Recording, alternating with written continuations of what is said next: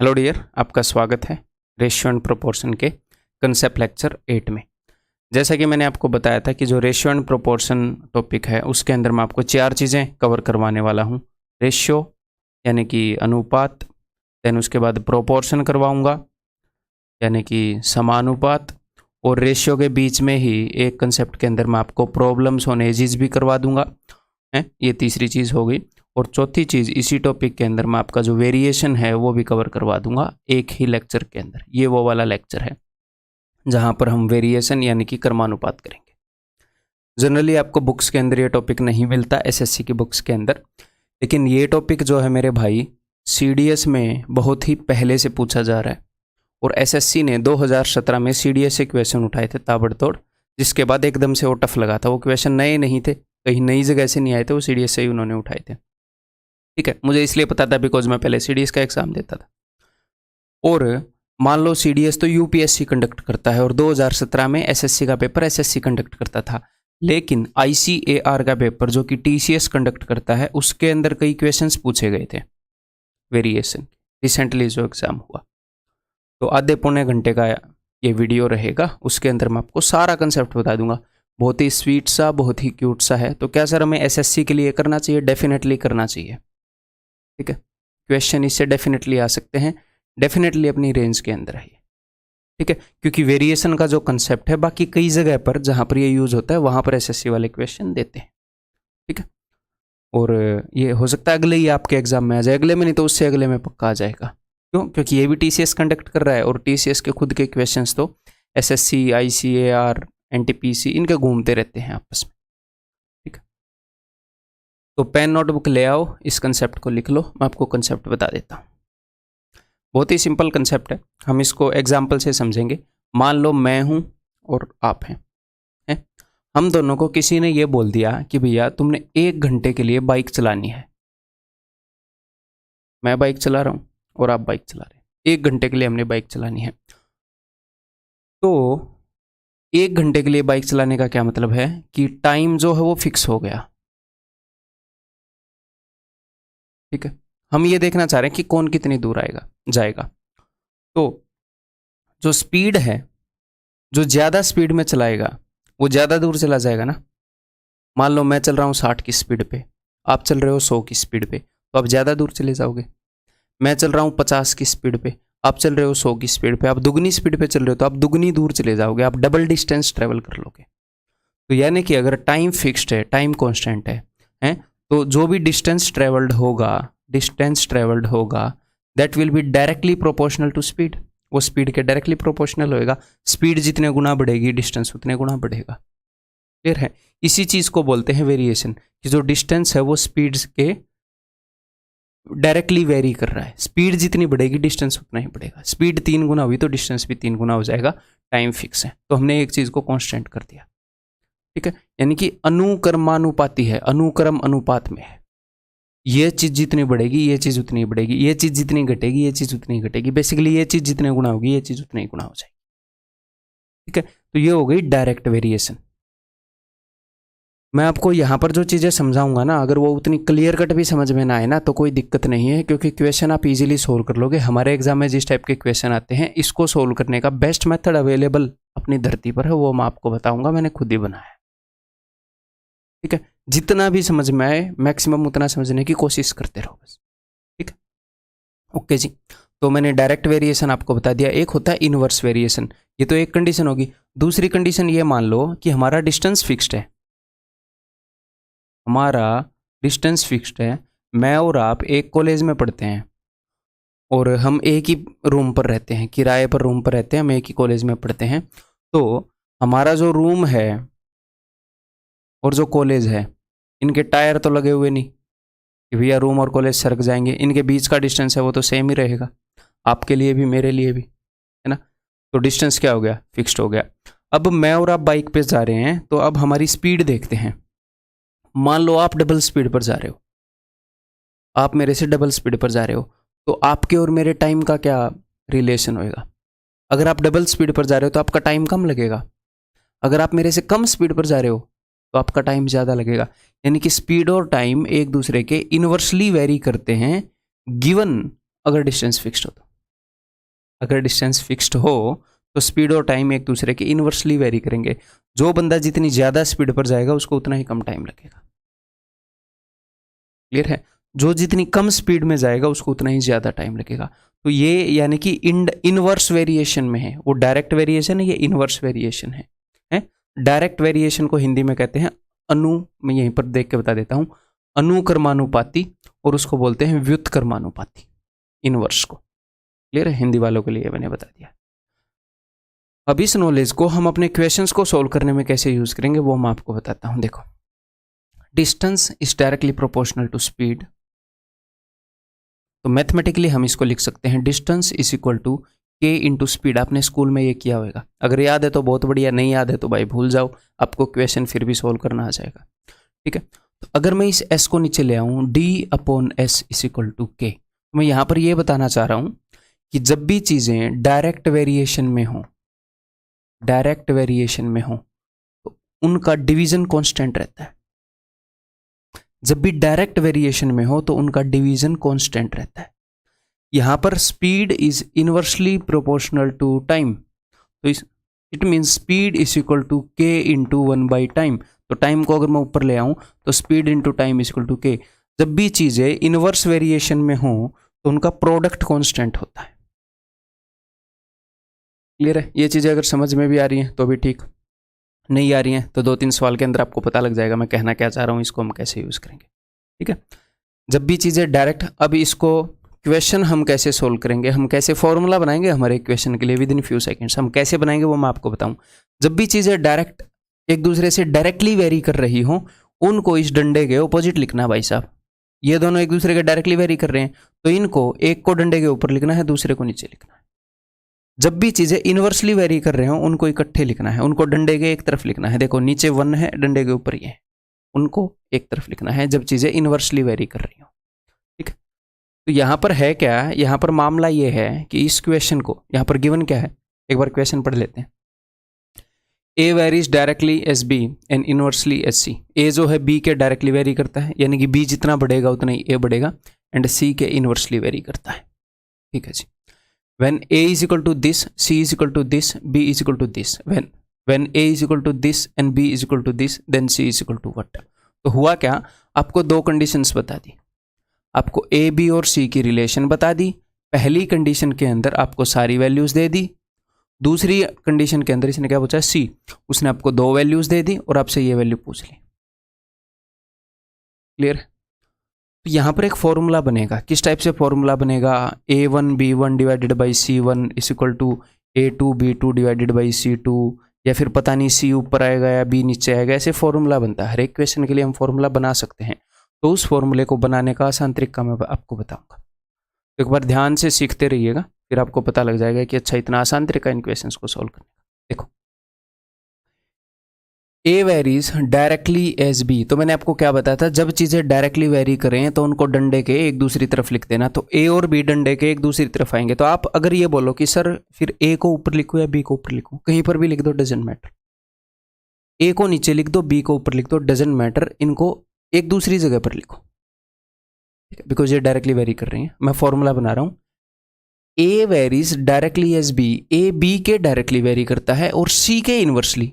ए के बारे में ही बता रहे हैं, ए बी के डायरेक्टली वेरी करता है और सी के इनवर्सली, ए सी के। अब यहां पर मेन बात यह है कि ए सी के इनवर्सली वेरी करता है, तो जब भी इनवर्सली वेरी करे तो उनको इकट्ठे लिखना है। मैंने बताया था, ए को कहीं पर भी लिख दो लेकिन बी उससे दूसरी तरफ होना चाहिए, सी उसके साथ में होना चाहिए। चाहे आप ऐसे कर दो, डजंट मैटर, इससे भी काम चल जाएगा, उतना ही बढ़िया काम चलेगा। ठीक है, समझ में आ गई बात? क्लियर है? तो जो जो चीज़ें एक दूसरे की इनवर्सली वेरी कर रही हों उनको इकट्ठे लिख दो, जो डायरेक्टली वेरी कर रहे हों उनको दूसरी तरफ लिख दो। तो यहाँ पर ये अपना फॉर्मूला बन गया, यानी कि यहाँ पर एक रिलेशन है। जब उसने हमें ये चीज़ बताई ना, तो एक रिलेशन हम लिख सकते हैं। क्या लिख सकते हैं? हम ये लिख सकते हैं कि A1 into C1 divided by B1 is equal to A2 C2 B2 is equal to A3 C3 B3। इतने भी तक चले जाओ। तो यहाँ पर होगा क्या, एक सिचुएशन में तीनों की वैल्यू दे देगा, एक सिचुएशन में 2 की वैल्यू दे देगा, तीसरे की पूछ लेगा। तो हम इसके बाद ये वाला स्टेप नहीं लिखेंगे, हम डायरेक्टली यहाँ पर कंपेयर करेंगे कि पहले ए क्या था। पहले ए था जी 4/3, तो मैं ऊपर लिख रहा हूँ न्यूमरेटर में, तो 3 तो नीचे आ जाएगा ना, 4/3। ए को मैंने ऊपर लिखा है, सी को भी मैं ऊपर लिख रहा हूँ 9/14, ठीक है। बी को मैं नीचे लिख रहा हूँ 3/7। तो ये जो वैल्यू है ना a into C by B, इसकी वैल्यू कांस्टेंट रहेगी, बस मैं ये कहना चाह रहा हूँ। दूसरी सिचुएशन में भी यही वैल्यू रहेगी इसकी। वहां पर a क्या है, वहां पर a की वैल्यू है, ऊपर लिखना है a को 4√3, ठीक है। और किस चीज की वैल्यू गिवन है, b की, b को तो नीचे लिखना है 30। और किस चीज की वैल्यू गिवन है, निकालनी किसकी है, c की, तो ऊपर c को लिख दो, बस इस c की वैल्यू निकालो, आपका उत्तर आ जाएगा। ये फास्टेस्ट वे है भैया, मोस्ट ईजीएस्ट है, याद रखने में भी आसान है, बिना झंझट वाला है, मतलब आपके भाई ने बनाया है और बहुत ही ज़्यादा एफिशिएंट है, हर एक वे में एफिशिएंट है। ऐसे ऐसे कई क्वेश्चन आए हैं, वो सारे मैं आपको करवाऊंगा, फिर ये याद भी हो जाएगा। तो फिर करें सोल्व। 3 3 9, ठीक है। 7 चौके 28 होता है, 14 दूनी 28, ठीक है जी। तो 2 दूनी 4, तो ये 2 से जाएगा 15 पर, √3 से जाएगा ये 5√3, तो सी की वैल्यू हो जाएगी 5√3। Answer will be option A, ठीक है। क्लियर है? अगर क्लियर ना भी हो टेंशन मत लो, और बतेरे क्वेश्चन है जो आपका इंतजार कर रहे हैं, क्लियर करा के छोड़ेंगे। ये बताओ, एक्चुअल एग्जाम का क्वेश्चन है, R varies directly as S and inversely as T. तो सीधा मैं फॉर्मूला बनाऊंगा कि R varies directly, R S के डायरेक्टली वेरी करता है, तो एस को दूसरी जगह लिख दूं, डायरेक्टली है तो भैया दूसरी जगह लिखना पड़ेगा, इनवर्सली है तो पास बिठाएंगे।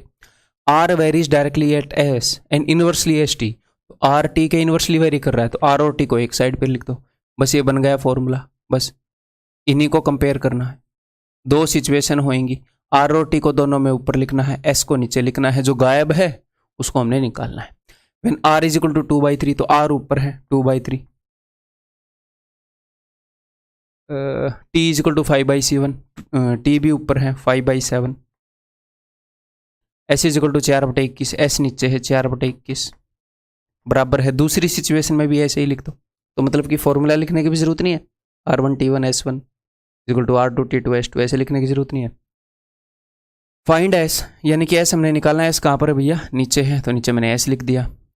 When R is equal to 3/4, R जो है 3/4 है वो ऊपर हमने लिखनी है, टी इज इक्वल टू 1/9 वो भी हमने ऊपर लिखना है, बस खत्म। एस की वैल्यू निकाल लो, निकाल देते हैं फिर।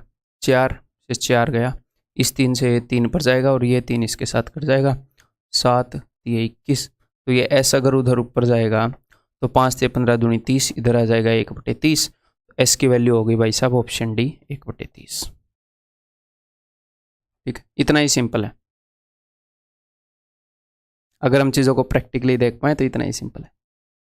इन क्वेश्चंस को करने के बहुत भयंकर भयंकर मेथड्स मिलेंगे आपको बुक्स के अंदर, किसी भी कोर्स के अंदर, कहीं पर भी। ये देखो, x varies directly as √y, x जो है वो √y के डायरेक्टली वेरी करता है, तो कोई दिक्कत नहीं है। अगर आपको लगे सर यहाँ पर तो रूट आ गया, टेंशन मत लो, जो भी आ गया, ये जो वैल्यू है ये इसके डायरेक्टली वेरी कर रही है, तो यानी कि लिखना इनको ऊपर नीचे है, एक दूसरे से अलग टीम में लिखना है, डायरेक्टली वेरी कर रहे हैं। और कोई वेरिएबल है, और कोई वेरिएबल नहीं है, तो कोई दिक्कत नहीं है। यही अपना फॉर्मूला बन गया, यही फॉर्मूला बन गया कि x1 under root y1 is equal to x2 under root y2, ठीक है। हमें ये लिखने की जरूरत नहीं है, हम यहीं से कर सकते हैं। तो पहले वाली सिचुएशन में y की वैल्यू क्या है, ये 20.25, तो वो नीचे आएगा और अंडर रूट में आएगा 20.25। x की वैल्यू है जी 18 इस इक्वल टू x की वैल्यू है जी 7.2 अंडर रूट, हमने y बताना है तो y अंडर रूट में आएगा, है ना। ये हमने फॉर्मूले में लिख लिया है। तो चलिए जी इसको सॉल्व करिए। तो कैलकुलेशन वाले टॉपिक में मैंने आपको बताया है ये किस चीज़ का स्क्वायर है। ये देखो 4 5 20 5 5 25, ये 4.5 का स्क्वायर है, इसको सॉल्व करोगे तो 4.5 आ जाएगा, ठीक है। क्लियर है? अगर मैं 18 से इसको काटूँ तो 18 जो के 72.4 आ जाएगा। अगर मैं √y को इधर लेकर आऊँ, √y इस इक्वल टू ये 0.4 है, यानी कि 4/10 है, ये 4.5 यानी कि ये ऊपर चला जाएगा, 9/2 है। तो देखते हैं जी, 2 दूनी 4, 9 दूनी 18/10 यानी कि 1.8 है। √y की वैल्यू 1.8 है, तो y की वैल्यू क्या होगी, 18 का square 324, 3.24, that is option D, ठीक है। क्लियर है। अब अगला क्वेश्चन पक्का करोगे, पक्का करना है ये। गिवन y इज, ये CDS 2019 में पेपर 2 में पूछा गया था। Given y is inversely proportional to root x, तो y इनवर्सली प्रोपोर्शनल है, यानी कि उन चीज़ों को तो इकट्ठा लिखते हैं, y इंटू रूट एक्स। अब की बार ये कांस्टेंट है, तो यानी कि फॉर्मूला क्या है, y1 under root x1 is equal to y2 under root x2। समझ रहे हो, यहाँ पर वो 2 वेरिएबल दे दे, 3 वेरिएबल दे दे, 10 वेरिएबल दे दे, हमें फ़र्क नहीं पड़ता, उनकी रिलेशन के अकॉर्डिंग लिखते रहेंगे, आंसर निकाल देंगे। ठीक है ठीक है। And x is equal to 36, तो x 36 है, तो इसको मैं यहाँ पर लिखूंगा ना अंडर रूट 36, तो 16 हो गए 6 आ जाएगा। टाइम वेस्ट क्यों लिखे, क्यों करें अंडर रूट 36 लिख के। When y is equal to 36, तो y 36 है, इस इक्वल टू दूसरी कंडीशन में क्या बता रखा है, what is the value of x, तो x की पूछी है तो under root x। When the value of y is equal to 54, y की वैल्यू 54 है, y की जगह 54 लिख दिया। ठीक है, तो 6 नी में 54, 9 चौके 36, under root x is equal to 4, therefore x is equal to 16। 2 मत कर देना इसको, चलो ऑप्शन में नहीं है, नहीं तो कई बंदे ऐसी जगह पर ऐसी सिली मिस्टेक मारते हैं, ये अंडर रूट है, इसको उधर फेंक के मारते हैं, उधर भी अंडर रूट ही पहना देते हैं बेचारे को। ठीक है, क्लियर है, ये बताओ।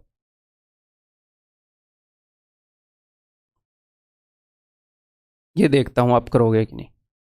बिल्कुल भी मुश्किल नहीं है, दिखने में बड़ा है, लेकिन जो मेथड आपको बताया गया है उस मेथड के हिसाब से बहुत ही आसान हो जाएगा।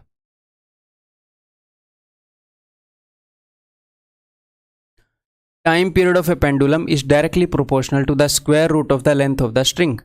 जो टाइम पीरियड है वो डायरेक्टली प्रोपोर्शनल है, ठीक है, किसके, square root of the length of the string. तो टाइम पीरियड और जो भी स्ट्रिंग है, पेंडुलम होता है ना, ऐसे ऐसे पेंडुलम होता है, ये ऐसे ऊपर नीचे जाता है, ये फिजिक्स लैब में आपने देखा होगा। तो ये बोल रहे हैं इसका टाइम पीरियड क्या होता है एग्जैक्टली, अभी मुझे तो याद नहीं है टाइम पीरियड है, मतलब कितने डिस्टेंस के लिए होता है। इसका टाइम पीरियड होता है कि इसको एग्जैक्टली यहाँ से ऐसे जाकर वापस यहीं पर आने में इतना टाइम लगता है, शायद उसको टाइम पीरियड बोलते हैं। मतलब वहाँ से जाकर वापस आने में बोलते हैं या वहीं पर जाने में बोलते हैं, मोस्ट प्रोबेबली जाकर आने में बोलते हैं, बाकी ये फिजिक्स का कंसेप्ट है टाइम पीरियड क्या होता है। तो टाइम पीरियड मैंने आपको बता दिया, ठीक है। तो टाइम पीरियड जो है वो डायरेक्टली प्रोपोर्शनल है square root of length of string के। तो टाइम पीरियड को मैंने मान लिया t और लेंथ को मैंने मान लिया l, तो किसके डायरेक्टली प्रोपोर्शनल है, तो डायरेक्टली प्रोपोर्शनल है तो दूसरी तरफ लिखूंगा लेंथ ऑफ स्ट्रिंग के। तो t is directly proportional to under root l, length of string को मैंने l मान लिया, तो बना दिया फॉर्मूला। अब आगे देखते हैं। बाय विच बॉब का मतलब पेंडुलम ही है, बॉब इज वो मोटा मोटा गोला है उसी का मतलब होएगा bob is attach to a fix point and inversely proportional. और ये जो टाइम पीरियड है डायरेक्टली प्रोपोर्शनल है लेंथ के स्क्वायर रूट के और इनवर्सली प्रोपोर्शनल है to the square root of gravitational constant g के स्क्वायर रूट के इनवर्सली प्रोपोर्शनल है। तो इनवर्सली वाली चीज़ें तो भैया साथ में आती हैं, तो अंडर रूट में जी, ये बन गया जी फॉर्मूला, सिंपल है। अब देखो, अब यहाँ से हम क्वेश्चन को करना स्टार्ट कर देंगे। यहाँ तक हमने फॉर्मूला बना दिया। Time period of a pendulum is 3 seconds, तो टाइम पीरियड क्या है एक सिचुएशन में 3 सेकेंड्स है। When the gravitational constant g is 4 meter per second square, g की वैल्यू 4 है तो अंडर रूट 4 2 आ जाएगा, साथ के साथ मैं सॉल्व करके लिख रहा हूँ। And length of string is 9, length of string 9 है तो अंडर रूट 9 3 आ जाएगा।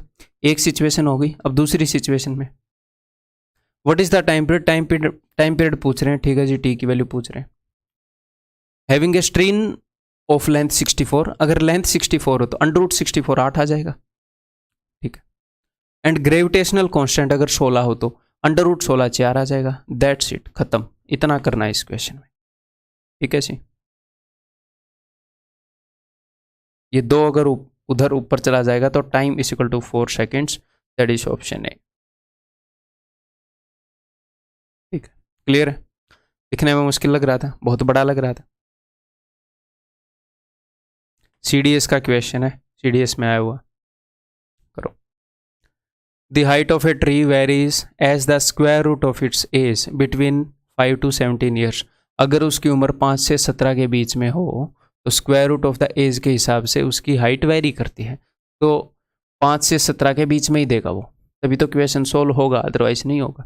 ठीक है, तो वो क्या बोल रहा है, जो हाइट है वो वेरी करती है, वेरीज एज।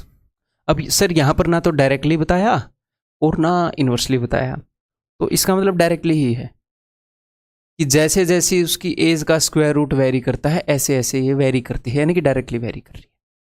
ठीक है, अगर नहीं बताया तो हाइट जो है वो उसकी एज के स्क्वायर रूट के डायरेक्टली वेरी करती है, तो एज का स्क्वायर रूट और हाइट अलग अलग जगह पर आएंगे। क्लियर है? बस ये फॉर्मूला बन गया है। When the age of the tree is 9 years, अगर एज 9 है तो अंडर रूट 9 को मैं लिखूंगा 3। इट्स हाइट इज 4 फीट, इसकी हाइट 4 फीट है। अब दूसरी जगह पर क्या होगा, what will be the height of the tree, कि एच की वैल्यू क्या होगी at the age of 16 years, अगर एज 16 ईयर्स हो तो अंडर रूट 16 यानी कि 4। ठीक है, तो हाइट की वैल्यू हो जाएगी भाई 16/3 यानी कि 5 1/3 फिट। तो 1 फुट के अंदर 12 इंच होते हैं, तो 5 फीट 1/3 इंटू 12 और 4 इंच। ठीक है, 5 फुट 4 इंच। ठीक है, क्लियर है? ये बताओ, दिखने में बहुत ही भयंकर पढ़ोगे तो हो सकता है आपको डर भी लगे, लेकिन इतने ही स्पीड से निपटा देंगे इस क्वेश्चन को जैसे पिछले क्वेश्चन निपटाए। आपको मेथड्स, बेस्ट मेथड्स मिल रहे हैं यहाँ पर हर एक चीज के। ठीक है, कहीं पर अवेलेबल ही नहीं है इन सारे मेथड्स का कॉम्बिनेशन। कोई मेथड कहीं पर हो, कोई मेथड कहीं पर हो, और कई मेथड है जो कहीं पर भी नहीं है, क्योंकि वो मैंने बनाए हो कहाँ पर कैसे होंगे। ठीक है,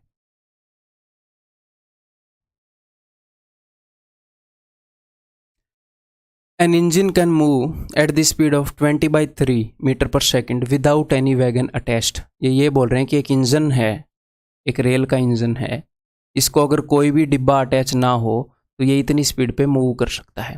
ठीक है, इसको ध्यान से समझने की कोशिश करिएगा, समझने में है इसका answer. Reduction in the speed of train, तो यहाँ पर किसकी बात कर रहे हैं, रिडक्शन। रिडक्शन का मतलब क्या होता है, कमी। ठीक है, ट्रेन की गति में कमी of the train is directly proportional to the square root of the number of wagons attached. यहां पर इस चीज को समझने की कोशिश करिएगा। यहां पर मैं आपको रिलेशन बताना चाह रहा हूं कि ये जो इस डिब्बे में जो चीज है और इस डिब्बे में जो चीज है ये डायरेक्टली प्रोपोर्शनल है। कौन कौन सी चीजें, रिडक्शन इन स्पीड, स्पीड नहीं, स्पीड डायरेक्टली प्रोपोर्शनल नहीं है, स्पीड में जो रिडक्शन है, जो कमी है वो डायरेक्टली प्रोपोर्शनल है। समझ गए, रिडक्शन इन स्पीड, स्पीड के अंदर जो कमी आएगी वो डायरेक्टली प्रोपोर्शनल है किसके, square root of the number of wagons attach. यानी कि जब आप इसके साथ डिब्बे जोड़ते रहोगे ऐसे तो क्या होएगा, वेट बढ़ जाएगा। ये इंजन है अपना, ऐसे धुआं छोड़ता हुआ जा रहा है, बाकी आजकल कोयले वाले इंजन होते नहीं है। ये यहाँ पर खिड़की है, ठीक है, सफोकेट ना हो ड्राइवर। ओके, तो जितने ज्यादा डिब्बे ऐड करोगे उतनी ही स्पीड कम हो जाएगी, सीधी सी बात है। ठीक है, तो यहां पर कौन सी दो चीजें डायरेक्टली प्रोपोर्शनल है, स्पीड में जो कमी है वो, और जितने आप एक्स्ट्रा डिब्बे ऐड कर रहे हो वो डायरेक्टली प्रोपोर्शनल है। यानी कि रिडक्शन इन स्पीड आर, और डायरेक्टली प्रोपोर्शनल किसके है, to the square root of the number of wagons attach, जितने वैगन्स आप अटैच कर रहे हो। स्पीड में कमी और जो एक्स्ट्रा वैगन आप अटैच कर रहे हो वो, ये चीजें डायरेक्टली, उसका अंडर रूट, ये चीजें डायरेक्टली प्रोपोर्शनल है। तो यहां पर थोड़ी सी जगह में इसका सॉल्यूशन हम कर सकते हैं। ठीक है, तो ये चीज समझ में आ गई। डायग्राम को मिटे दे, बिना डायग्राम के काम चला लोगे। तो reduction in speed is directly proportional to जो वैगन्स हम अटैच करेंगे वो। अब देखते हैं, अब ध्यान से सुनिएगा। When there is only 4 wagons attach, जब इसने 4 वैगन अटैच किए तो इतनी स्पीड थी। तो क्या मैं स्पीड देखना चाह रहा हूं या मैं रिडक्शन देखना चाह रहा हूं, मैं कमी देखना चाह रहा हूं, मैं कमी देखना चाह रहा हूं स्पीड में। स्पीड में कमी, पहले स्पीड कितनी थी, इसको अगर मैं ऊपर नीचे 3 से मल्टीप्लाई करूं तो ये हो जाएगा 60/9। ऊपर नीचे 3 से मल्टीप्लाई करूं बिकॉज यहां पर भी 9 है, तो पहले स्पीड 60/9 थी, अब स्पीड 50/9 है। कमी कितनी आ गई, 60/9 माइनस 50/9, 10/9। तो जो कमी आई है वो 10/9 की आई है। और वैगन कितने अटैच हुए हैं, जब वैगन अटैच हुए 4, तो यहां पर मैं क्या लिखूंगा, under root of 4, under root of 4 यानी कि 2 इज इक्वल टू। अब सेकंड कंडीशन, इसको क्या चाहिए, ये क्या बताएगा देखते हैं। Find the greatest number of wagons the engine can pull. Maximum संख्या बताओ वैगन्स की जब इंजन, जिनको इंजन पुल कर सके। देखो जितने ज़्यादा डिब्बे ऐड करोगे इंजन की स्पीड उतनी कम हो जाएगी। तो कभी ना कभी तो ये भी होगा, ये थोड़ी है कि पूरी दुनिया के डिब्बे आप उसी इंजन के पीछे लगा दोगे और वो चलता रहेगा। तो कभी ना कभी क्या होएगा कि वो खींच नहीं पाएगा डिब्बों को। तो मैक्सिमम कितने डिब्बों को वो खींच सकता है ताकि उसकी स्पीड कम ना हो। तो मुझे ये नहीं पता कि वो मैक्सिमम कितने डिब्बों को खींच सकता है। मैं ये निकाल सकता हूँ कि कितने डिब्बे अटैच करने पर उसकी स्पीड 0 हो जाएगी, कितने डिब्बे अटैच करने पर उसकी स्पीड 0 हो जाएगी। तो अब मैं निकालना क्या चाह रहा हूँ कि मैं कितने डिब्बे अटैच करूँ कि उसकी स्पीड 0 हो जाए। तो अगर मुझे उसकी स्पीड 0 करनी है तो रिडक्शन कितनी चाहिए, यहाँ से कितनी रिडक्शन चाहिए मुझे, सारी ही रिडक्शन चाहिए। मैं चाह रहा हूँ कि इसकी उसकी स्पीड सारी की सारी कम हो जाए। कितनी रिडक्शन हो जाए, 0 करनी है ना कि भैया 20/3 से, इस केस में तो 50/9 हुई, मैं चाह रहा हूँ 20/3 से 0 हो जाए, सारी खत्म हो जाए। तो कितने की रिडक्शन चाह रहा हूँ मैं, पूरी 20/3 की। तो मुझे रिडक्शन चाहिए पूरी 20/3 की। तो अब यहाँ पर जो भी वैल्यू आएगी वो आएगी कि जब इंजन की स्पीड 0 हो जाएगी, जब वो पुल नहीं कर पाएगा डिब्बों को, कितने डिब्बे लगाने पर उसकी स्पीड 0 हो जाती है। ठीक है, और यहाँ पर क्या आएगा, under root number of wagons. इसी फॉर्मूले के तहत ऊपर मैंने रिडक्शन लिखी। तो मैं ये देखना चाह रहा हूँ, मुझे पता है कि इतनी रिडक्शन पर इतने डिब्बे अटैच करने पड़ते हैं। तो मैं देखना चाह रहा हूँ कि अच्छा इतनी रिडक्शन पर कितने डिब्बे अटैच करने होंगे भाई। तो अभी पता कर लेते हैं।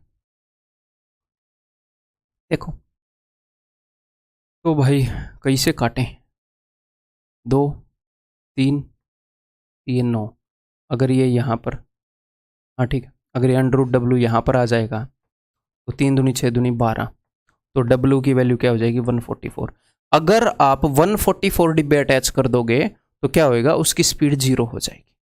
धीरे धीरे उसकी स्पीड कम होगी, आप जितने डिब्बे अटैच करोगे उसकी स्पीड कम होती जाएगी। जब आप 144th 144वां डिब्बा ऐड कर दोगे तो इंजन रुक जाएगा। तो मैक्सिमम कितने डिब्बे खींच सकता है, 144 तो नहीं खींच सकता। आप एक डिब्बे को हटा दो, वो कुछ मरी मरी स्पीड से तो चलेगा ही। 144 डिब्बों पर उसकी 0 हो रही है, 143 पर उसकी कुछ स्पीड थी, बेशक से कम हो। ये यही बोल रहे हैं कि कितनों को वो खींच सकता है, चाहे मरी मरी स्पीड पर खींचे। तो आंसर क्या होगा 144 - 1, बिकॉज 144 पर 0 होती है, हमें चलता हुआ इंजन चाहिए। तो 143 डिब्बों को वो मैक्सिमम खींच पाएगा। ठीक, क्लियर, ठीक है जी।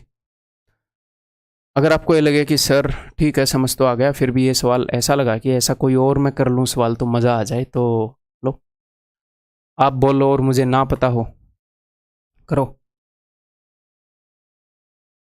Speed of a steam engine is 21 km/h without any wagon. The decrease in speed, speed के अंदर जो डिक्रीज है, that is directly proportional to the cube root of the number of wagons attach. वो किसके directly proportional है, जितने भी wagon attach करोगे उसकी क्यूब रूट के।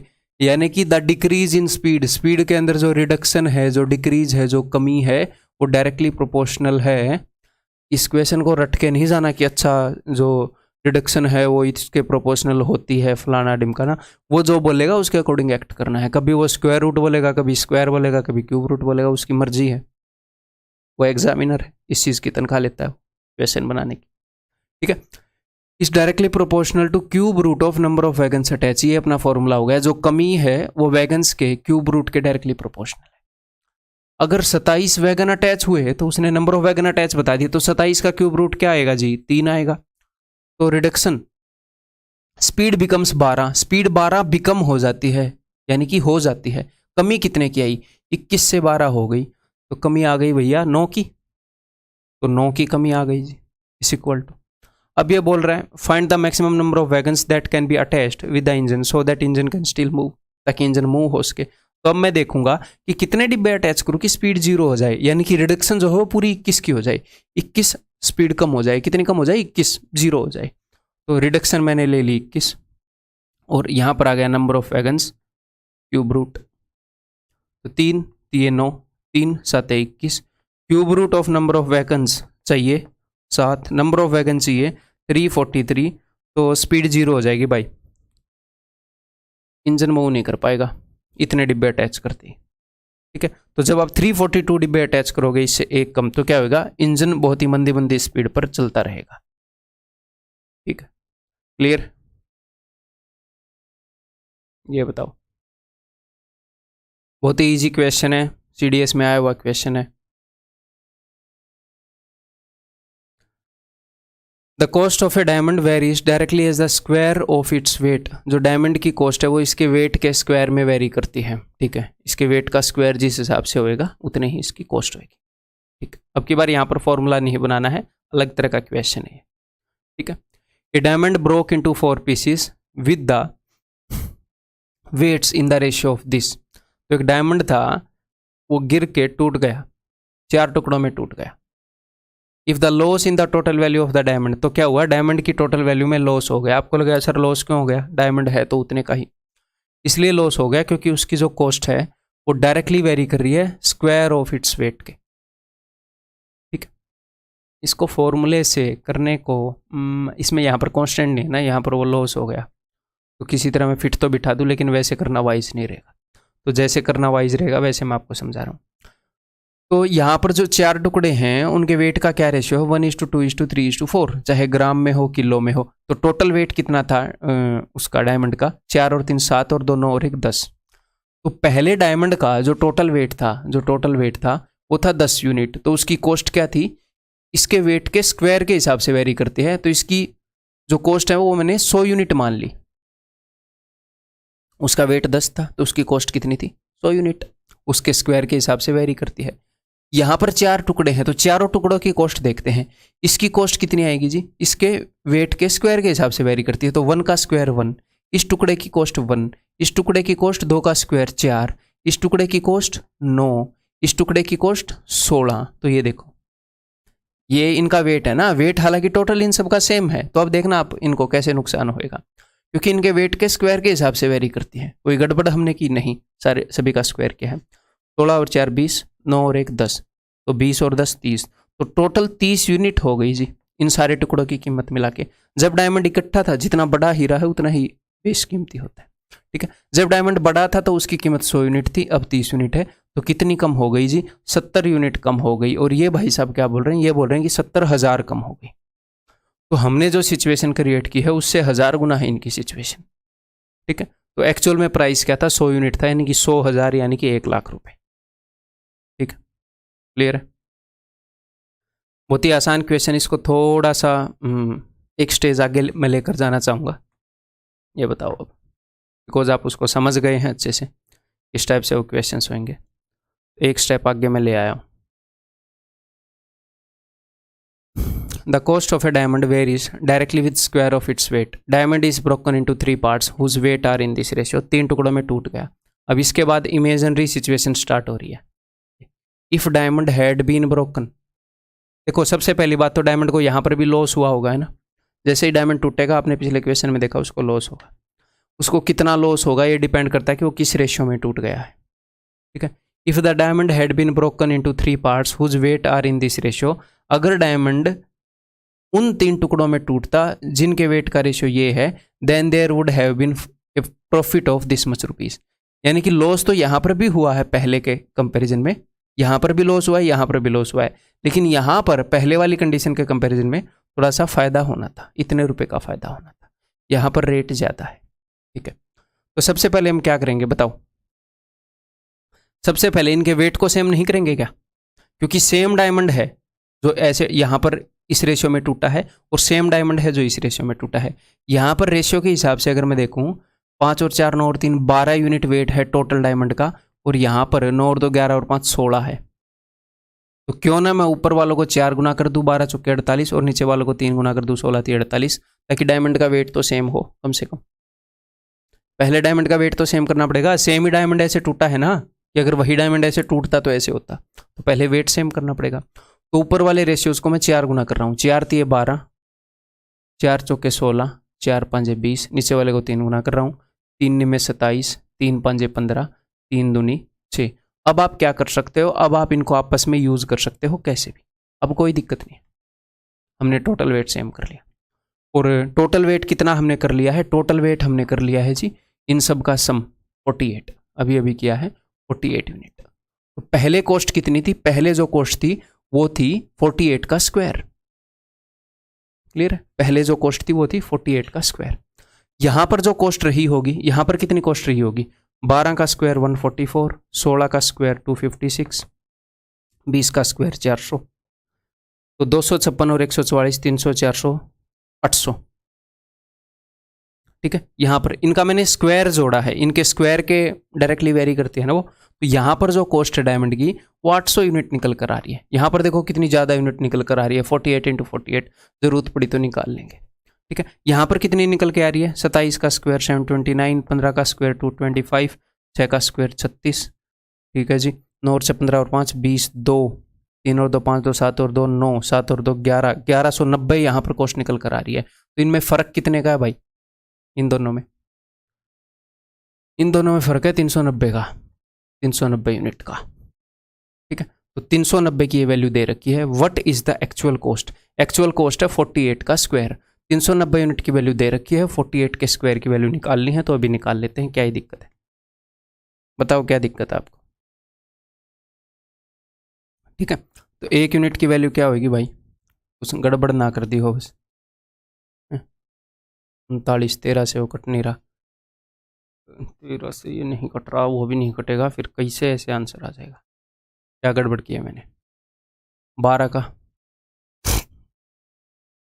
एक बार फिर देख लेते हैं, 12 का स्क्वायर 144 का 256, 300 और एक 400 और 400 800, ये तो ठीक है। ओके, 27 का स्क्वायर 729, 15 का 225, 3 से गुना किया 3 में 27, 3 5 15, 3 दूनी 6। हाँ ये भी ठीक है, उसको 4 से किया, 4 5 20, 4 चौके जोड़ा 4 3 12, ठीक है। और ये 36, 6 और 5 11 और 9 20, 2 7 और 2 9, 7 और 2 9, 990। क्या हो गया था तब मेरे को, कभी कभी माता आ जाती है मेरे में। 990, तो 190 यूनिट का फ़र्क है।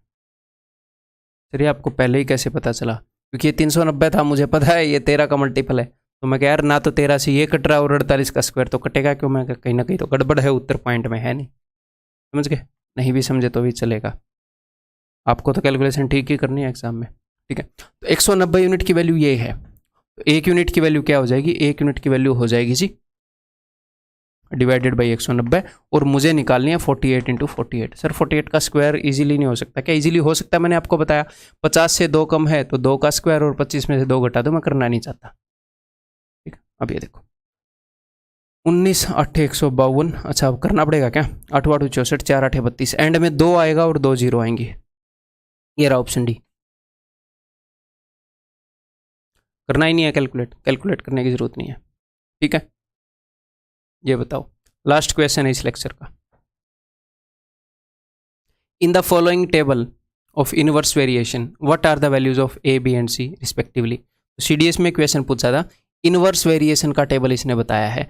तो जैसे मैंने स्टार्टिंग में आपको बताया कि A is inversely proportional to B, अगर चीज़ें इनवर्सली वेरी करें, A varies inversely with respect to B, अगर इनवर्सली वेरी करें तो ऐसे लिखते हैं, फिर हम ऐसे लिखते हैं A is equal to K into 1/b, जहाँ पर के एक कॉन्स्टेंट है और a into B is equal to K. तो मैंने आपको क्या बताया था, जब चीज़ें इन्वर्सली वेरी करती हैं तो उनका जो प्रोडक्ट है ना वो कांस्टेंट होता है, उनकी गुणा कांस्टेंट होती है। स्पीड और टाइम इन्वर्सली वेरी करती हैं क्या, हाँ, तभी तो distance is equal to speed into time. जब डिस्टेंस कांस्टेंट होता है तो ही वो इन्वर्सली वेरी करती है ना, तो जब डिस्टेंस कांस्टेंट होता है तो इन्वर्सली वेरी करती है। ना भी समझ में आया तो ये बात समझ गए। ठीक है, तो चीज़ें इन्वर्सली वेरी कर रही हैं, यानी कि इनका प्रोडक्ट कांस्टेंट होएगा। यहाँ पर इनका प्रोडक्ट क्या है जी, 15 चौके 60 माइनस 60, तो हर एक जगह माइनस 60 ही होएगा, हर एक जगह इन्वर्सली वेरी कर रहे हैं एम और एन। तो यानी कि ए की वैल्यू क्या हो जाएगी, ए की वैल्यू हो जाएगी -10, और माइनस 60 है तो +10 होएगी, क्योंकि ऊपर माइनस से है ना, +10 इंटू माइनस से। बी की वैल्यू क्या हो जाएगी, बी की वैल्यू हो जाएगी -30, इस -60 को डिवाइड करते रहो उससे। ठीक है, और सी की वैल्यू क्या होगी, सी की वैल्यू होगी -1। ठीक है, तो 10 -30 -1, दैट इज ऑप्शन है। ठीक है, सो दैट्स ऑल इस लेक्चर के अंदर इतना ही। इस लेक्चर से आगे हम करेंगे जी miscellaneous questions ratio and proportion के, और उसके बाद आपका ratio, proportion, variation, problems on ages सब कुछ खत्म हो जाएगा। ठीक है, अगले वीडियो के अंदर मिलते हैं, टेक केयर।